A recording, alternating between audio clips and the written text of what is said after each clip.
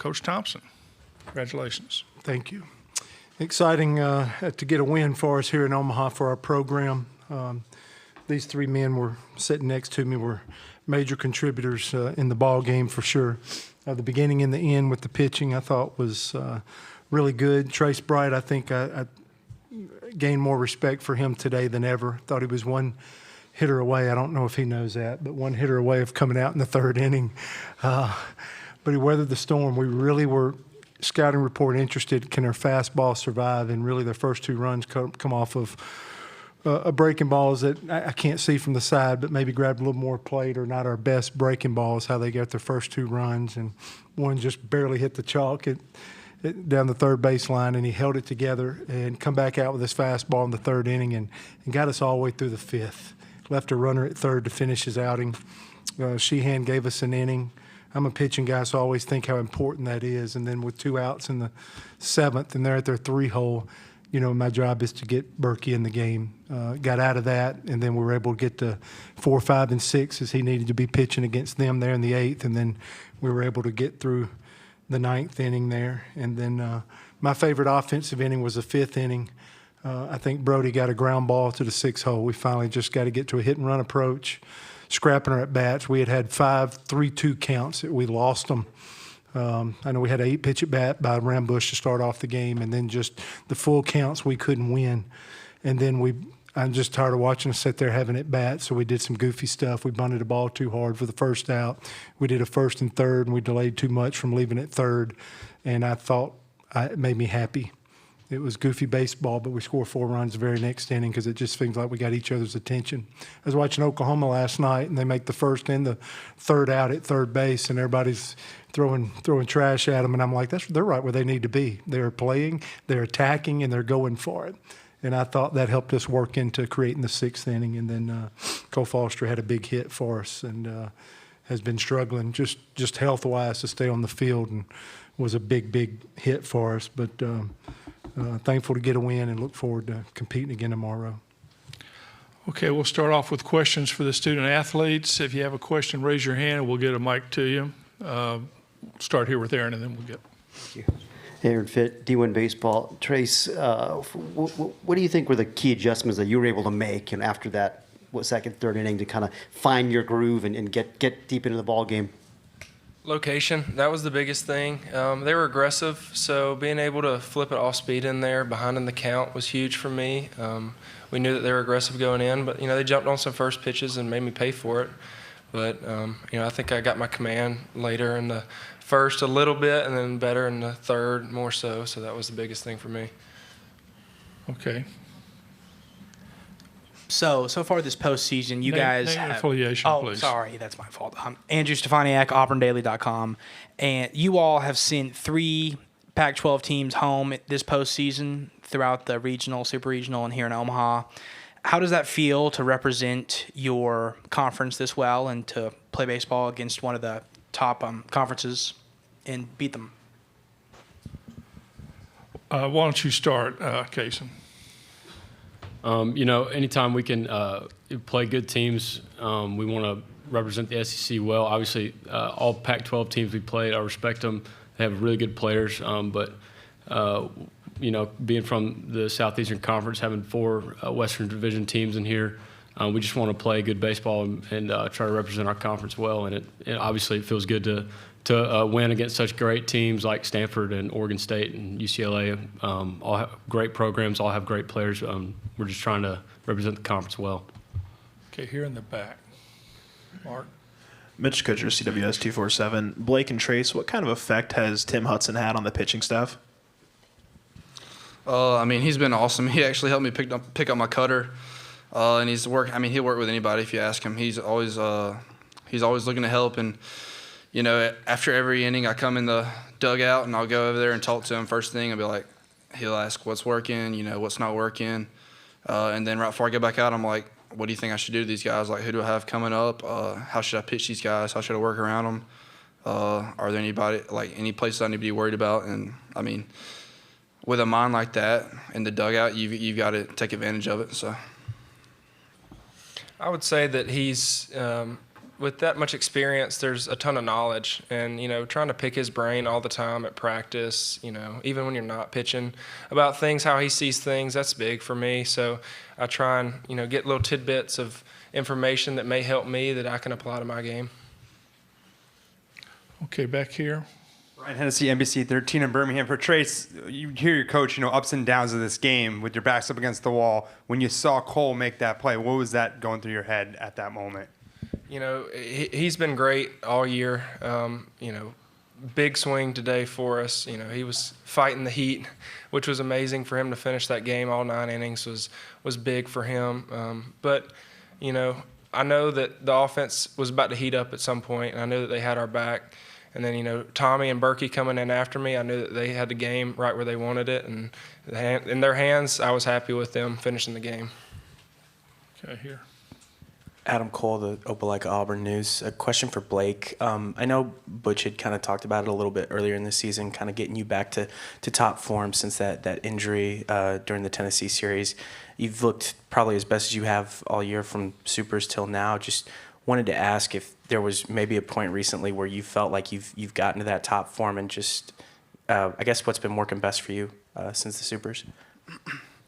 Honestly, it's all starting to just click at the right time. I can't really put a finger on where, what exactly part of my game is getting better. But I know my focus when I come in the game, I'm there first through 9 innings, ready to go.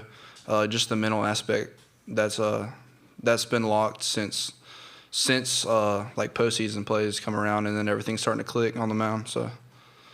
Okay, Jason.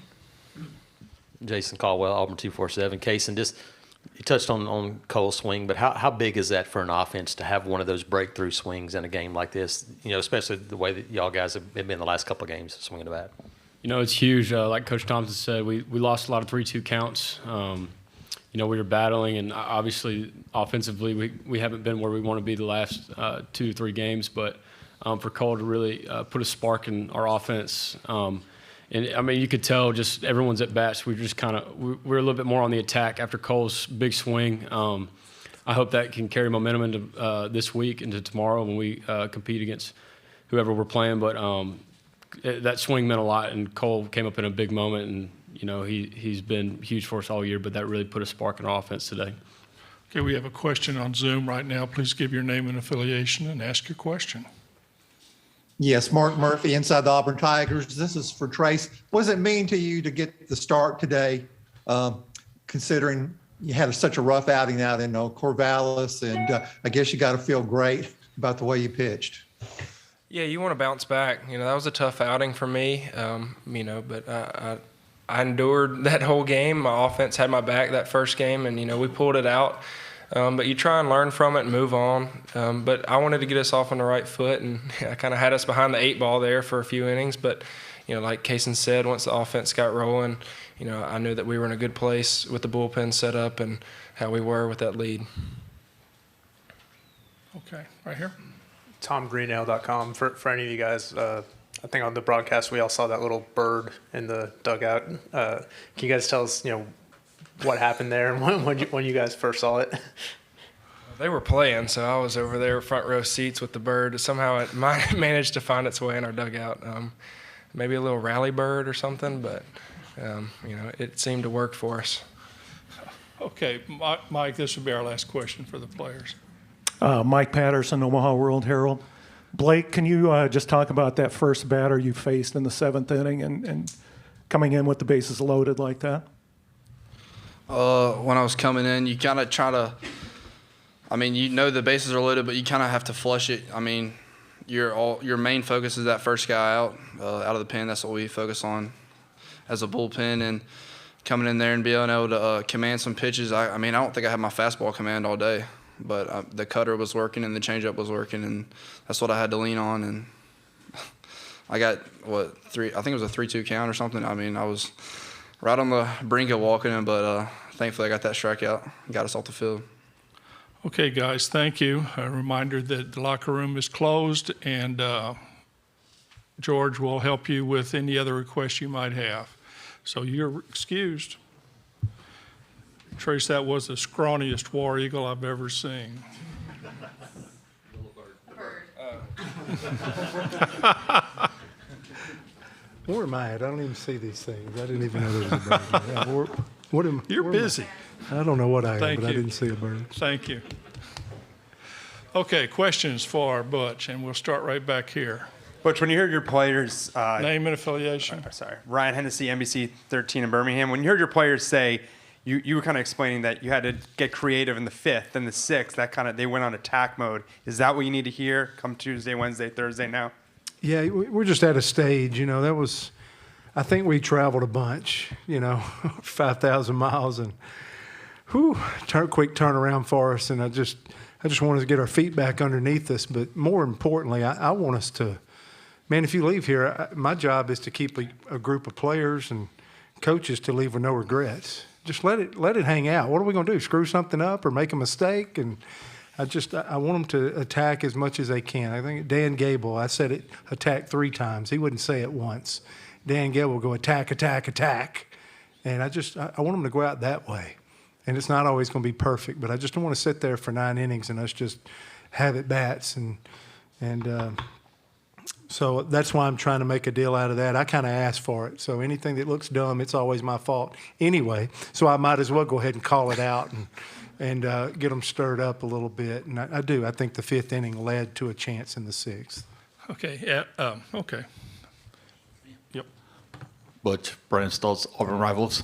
How big is it after 2019 getting that win and not going home to a barbecue like you said?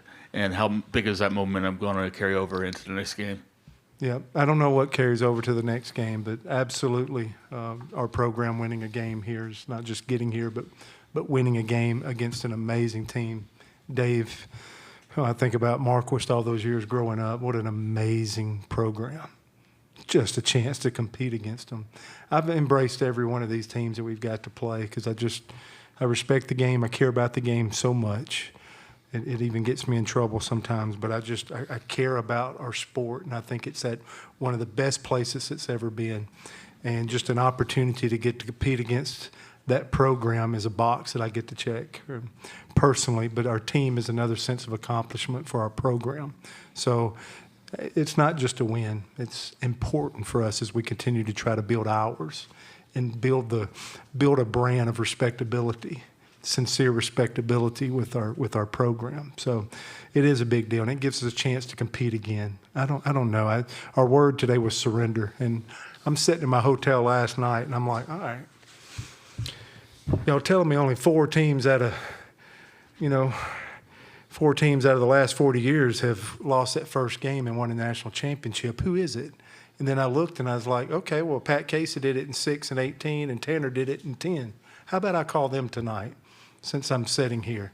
And both of those men got back, and they both gave me paragraphs of taking me through the journey with their team. And I'm like, like I say, man, the man or woman of the team that will never quit, they got a chance.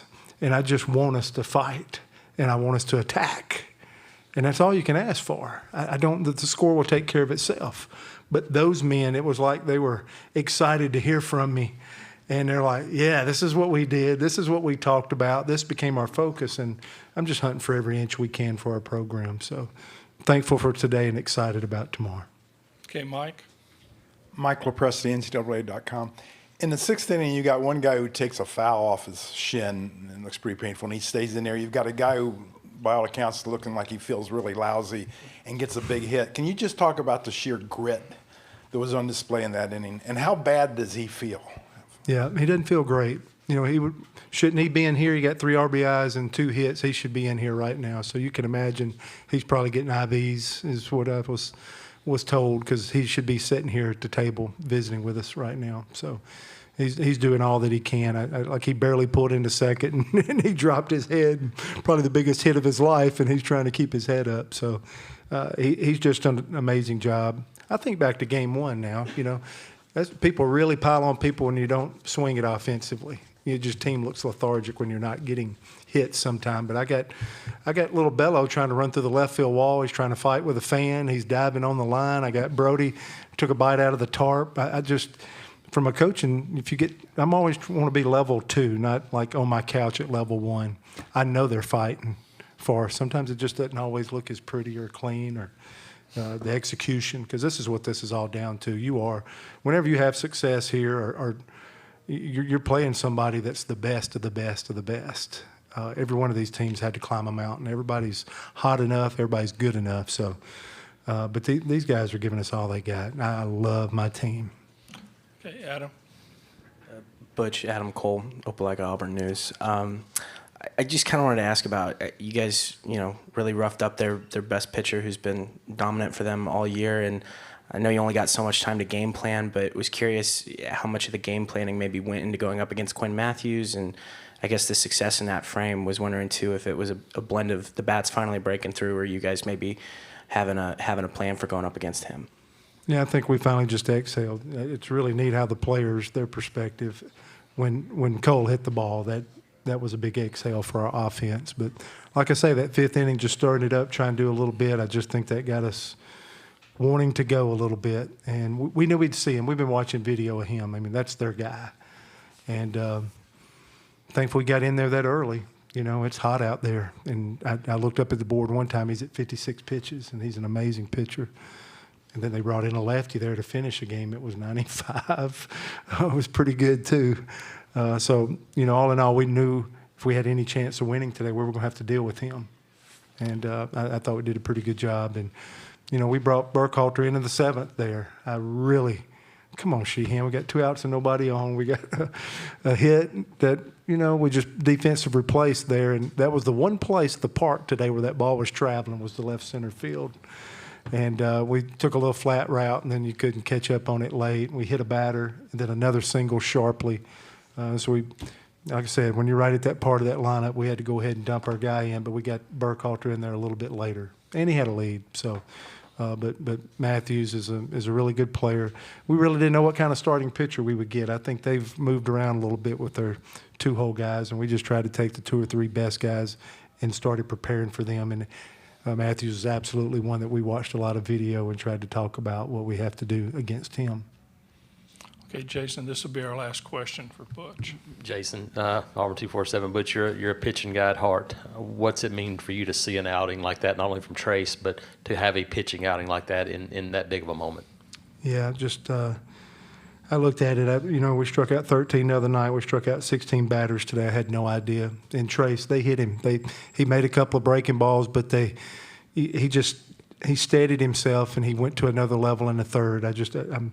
That's a developmental piece where I'm proud of him. But at the end of the day, he was going to make Stanford beat him, and he finally settled in the ball game. He had 8 strikeouts and no walks. Berkey had 5 strikeouts and no walks, and he got hit in the butt with a line drive there. But he's only walked 7 guys.